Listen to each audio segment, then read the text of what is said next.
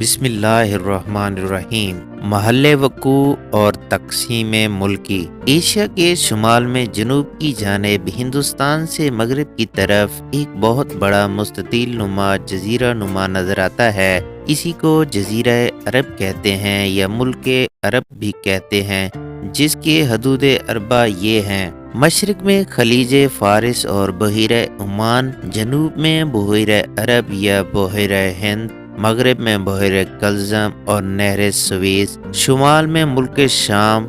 ملک شام و ملک عرب کا رقبہ 12-13 لاکھ میل مربع ہے، جس میں 4-5 لاکھ میل مربع کے قریب خالص ریگستانی اور غیر آباد علاقے شامل ہیں۔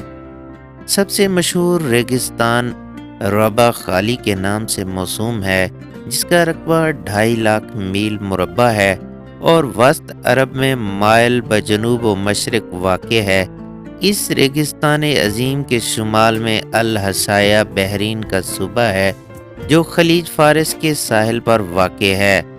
ربہ خالی کے شمال مشرق میں عمان کا صوبہ ایک ہے، جس کا دارالصدر اور مشہور شہر مسقط ہے۔ یہ صوبہ بحر عمان کے ساحل پر واقع ہے۔ ربہ خالی کے جنوب مشرق میں حضرموت اور موہرہ کے صوبے ہیں، جو بحر عرب اور بحر ہند کے ساحل پر واقع ہیں۔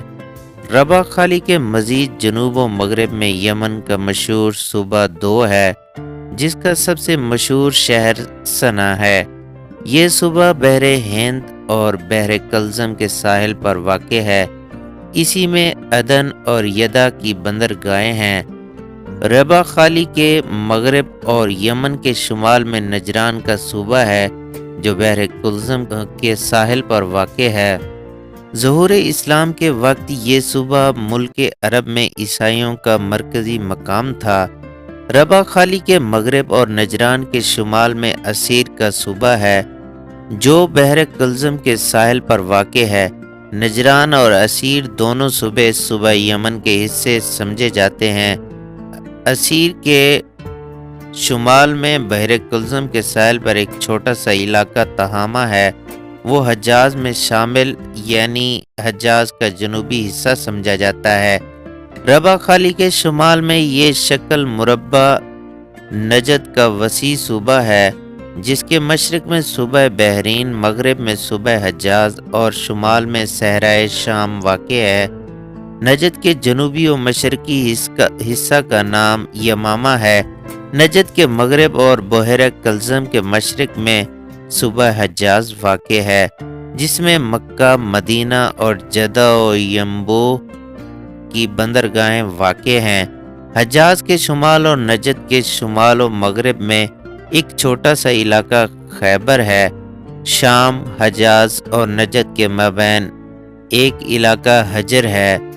ربہ خالی کے اندر حضرموت کے یمامہ کے درمیان احقاف ایک مشہور اور غیر آباد علاقہ یا رقبہ ہے، جو کسی زمانہ میں قوم عاد کا مسکن تھا۔